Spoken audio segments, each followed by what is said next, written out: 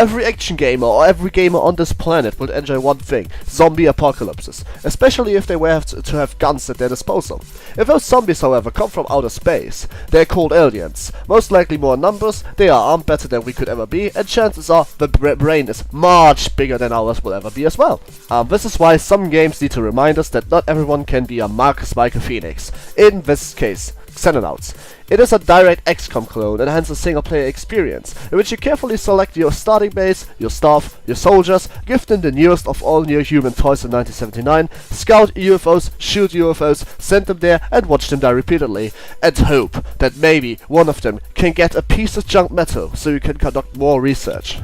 The gameplay is rather simple. On a geoscape you command your planes, and on a 2D GUI your command center, your scientists, your engineers, base building and researchers. You manage your soldiers with tables, and then, once your radar spotted UFO, you can decide whether or not your airplanes are controlled by you or the NPC. And you can decide whether or not you actually want to shoot down this UFO, because some UFOs come and they are way too big for you to hunt them down, so you gotta take that gamble. Sometimes also interceptors appear, which are not directly targetable, but they will target you as soon as you launch aircrafts, including your dropships. But more to that later. The meat and bones of the gameplay is the ground combat, in which you move around your units using time units. Every move you make, every step you take, every watch you do, costs you time units. Here's where you get your ass kicked on almost every difficulty. It's very occasional that an alien does no one-shot of your soldiers early on, and they usually hit you from very far away, so you just have your soldiers stand in the open, makes them quick and easy targets before you can even see what shoots you. So you equip your soldiers with shields, and make up for cover if there isn't any, or use cover if there is any. Terrain modifiers are very hard, and such a rock and crouching reduces the chance to be hit to almost 5%, down from 95%. Well, round and about, I'm taking numbers here. Your soldiers train whenever they do something special missions. If they use time units, they can increase their maximum time units. If they shoot at a target which is at least the minimum range away, they get better aim. If they freak out, they are harder to freak out. Having well-trained soldiers is much more important than having good equipment. While both things synergize well, having the good soldiers is a pain in the ass, because training them to the maximum amount of stats takes much longer than getting new equipment.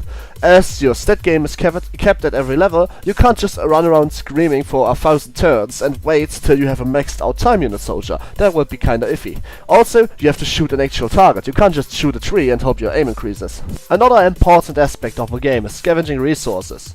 As you can probably imagine, shooting down an UFO and taking resources from said UFO is very little, and you can't expect to have full body armored soldiers with plasma weapon after you scavenged like 5 of them. That's why there's a way to increase your risk-reward factor.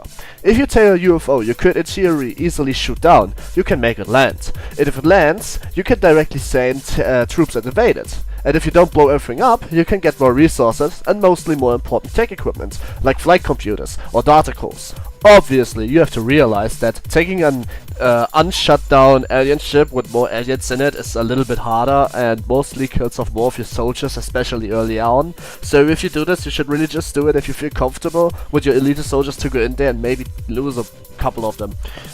Or just need it for a final push for the final mission. Well, to the next point, because if you think that the aliens would just stand around and attack non-armed civilians, then you are in the wrong. If you start being a menace to them, they would start building bases as well, to counteract your soldiers and react to your planes quicker. And even if you get more annoying, chances are they would straight out invade your base.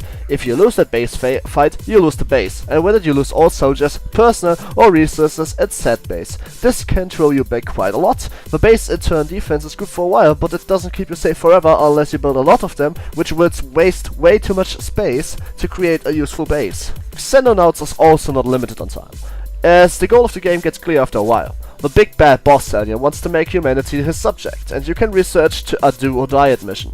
The mission endgame. The mission consists of you sending your best soldiers into the alien flagship and killing the alien commander. You can launch this mission whenever you feel like. A short word of warning though: if you lose this mission, that's game over. Also, after a while, the enemy swarms you with aliens that one-shot you no matter what, so you need to be both aggressive and careful. However, if you don't feel ready, you can feel free to just delay the mission for a couple of years. Just don't forget that at one point the invasion is maxed out and they will, instead of getting new tech, just proceed to send in more tech in total. Considering the last alien vessels make the mothership from Independence Day look cute, you may not want to drag things out for too long, otherwise you may end up with an invasion that you cannot possibly stop no longer. If you're the type of person that safe scums every single failure state in any game ever, or you are just not really good at bearing a certain kind of frustration tolerance, then Xenonauts is not the game you want to play. However, if you like it challenging to a point of brutal unforgiveness, then this game is for you. Also, if you played Xcom before, a perfect too long don't read would be like old Xcom without psionic powers because they are freaking overpowered. And this is why I give Xenonauts an 8 out of 10. It's a really good game, a little bit repetitive even on the highest difficulties, and preparation can take longer than expected. If you think it's too easy, install a mod called XNT Firebot 4.3, which makes the game so hard it's not even possible to finish unless you know what you are doing, and you've gone through massive trial and error stages to find out what works and what didn't work, and that all without getting frustrated. Other than that, I have nothing more to say. In other words, Aftermath Review signing out. Oh, a little message to you. I'm now starting to do all my Aftermath reviews in 2 languages, German and English. I will always upload the English one first, but the German one is mostly coming on the same day. In other words, if you are by any chance German, please give feedback to the new, content. If you're not German, then please proceed to give feedback to this content, and please don't forget to like and subscribe. Have a good day. Bye.